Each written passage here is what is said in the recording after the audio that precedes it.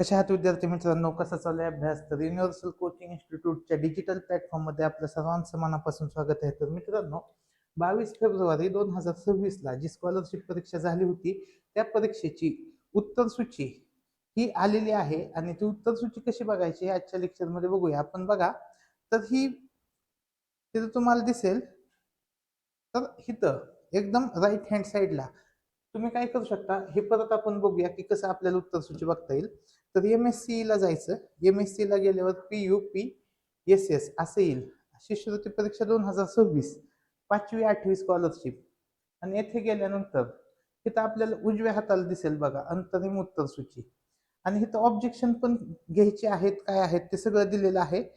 तर तुमची काय उत्तर बदल होत असतील, तुमची उत्तर वेगळी असतील, तर तुम्ही तसं 17 तारखेच्या आत तुम्ही ते शाळेमार्फत MSc ला कळवू शकता की तुमचं उत्तर कशा पद्धतीने योग्य आहे आणि हे उत्तर बदलू शकतात.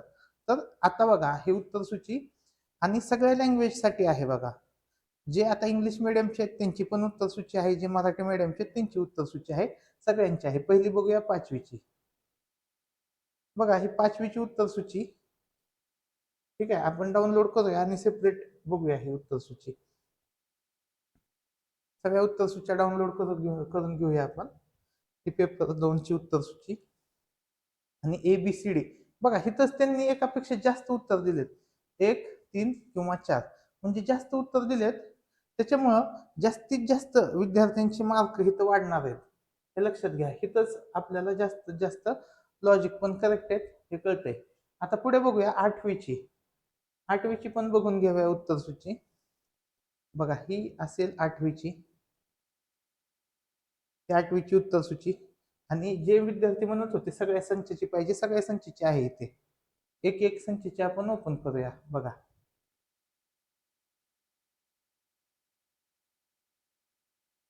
लगेच आपण ओपन करूया आता उत्तर सूची. या उत्तर सूचीनुसार तुम्हाला किती स्कोअर येतोय हे जर तुम्ही कळवलं तर आपण अंदाजित कट ऑफ काढू शकतोय की ऍक्च्युअल मध्ये कट ऑफ किती लागू शकतो आणि तुम्हाला मिनिमम किती मार्क पाहिजेत स्कॉलरशिप मिळवण्यासाठी. तर हे आज आपण पाहणार आहोत. तर बघा, इथं आलेलो आहे आपण.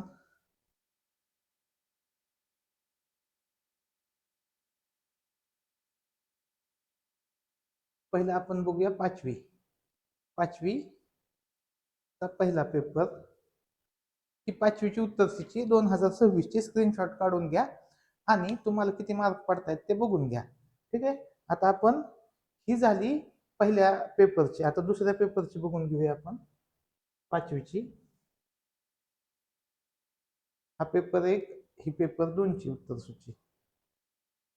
ही बघा, ही पेपर 2 ची उत्तर सूची आहे आणि इथं 30 नंबरचा प्रश्न आणि त्यानंतर 62 नंबरचा प्रश्न. तर एकापेक्षा जास्त उत्तर दिलेत.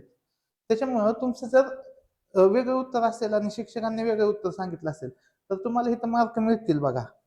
तर इथं तुमचा जो स्कोअर आला असेल त्याच्यात 4 मार्क अजून वाढू शकतात. ठीक आहे, आता पुढे बघा.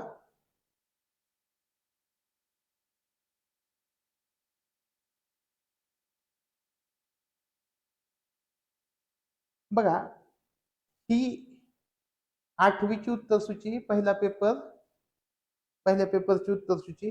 याच्यामध्ये तुम्हाला काय ऑब्जेक्शन असतील तर तुम्ही ते घेऊ शकता. 17 तारखेच्या आतमध्ये ते ऑब्जेक्शन घ्यायचे.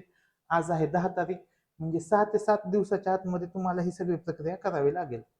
आणि 8वीची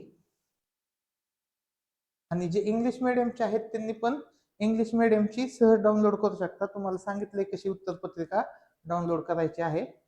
तर तुम्हाला किती मार्क पडतायत काय, तर ते मला कमेंट सेक्शन मध्ये कळवा.